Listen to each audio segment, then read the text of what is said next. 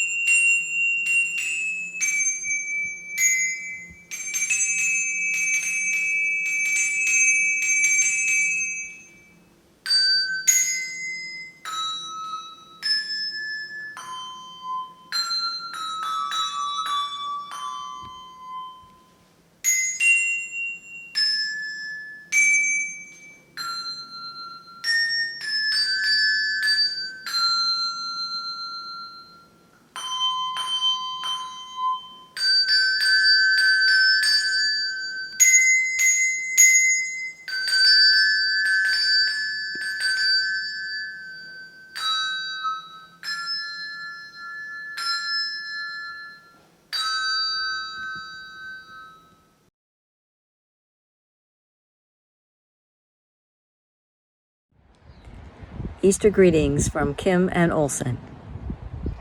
Blessings for the earth, blessings for those less fortunate, and blessings to you and your loved ones this Easter. Happy Easter, everyone. May the God who makes everything new and the sacrificial love of Jesus penetrate all of our hearts today and everlasting. I wish you a wonderful day of beauty.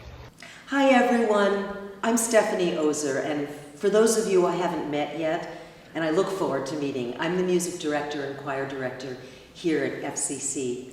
And I want to wish everyone a happy Easter, a beautiful spring. It's so great to hear the birds and see the flowers coming up, and I can't wait till we're together again, which will be soon. I wish you all rebirth, renewal, and joy and sunshine. Hi, First Congregational Church, Rabbi Steve here. I want to wish you a happy Easter, a joyful and meaningful holiday season, and it's springtime, so much looking forward to a re-emerging and getting back to togetherness. So again, Yafa and I want to wish you all happy holidays. Hi, I'm Barbara Cook. I'm the new Secretary of the Council. I wanted to introduce myself and wish you a happy Easter. Greetings, church family. I wish you a very happy Easter, filled with love and joy and Easter eggs. Homoousius, homostasius, latifungilization. You don't have to know any words like this to be part of the conversation. The words you need to know, they sound like this. Light, love, kiss. Light, love, kiss. Jesus was betrayed by a kiss. Maybe there are days when you felt like this. Jesus brought us up, so Pilate took him down. They laid him in a tomb in the cold, hard ground. But that's not the end of the story. No, that's just the start of the story. Words you need to know, they sound like this. Tomb, rock, glory. Tomb, rock, glory. Yeah, that is the heart of the story. And that's just the start of the story.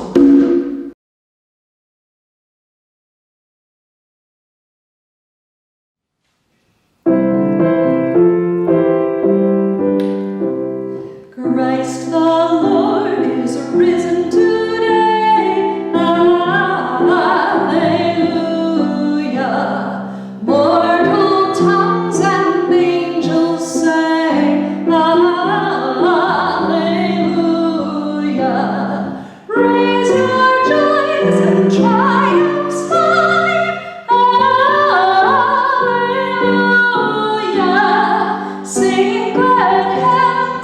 earth reply, Alleluia.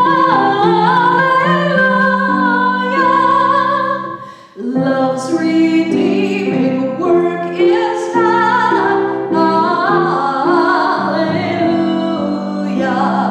Fought the fight, the battle's won, Alleluia. Death in vain forbids Christ rise, Alleluia. God has opened paradise, Alleluia. Soar we now where Christ has led, Alleluia. Following our exalted head, Alleluia. Made like Christ we rise, Alleluia. Ours the cross, the grave, the skies, Alleluia.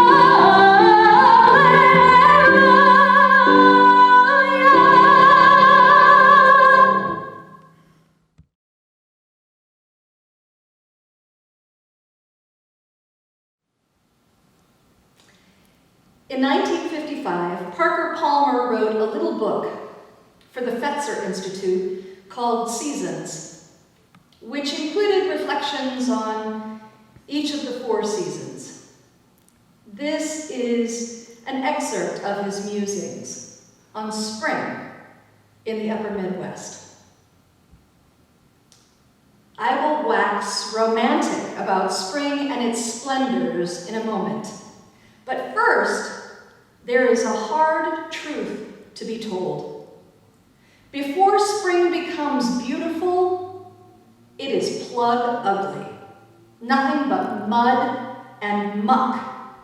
I have walked in the early spring through fields that would suck your boots off. A world so wet and woeful, it makes you yearn for the return of ice.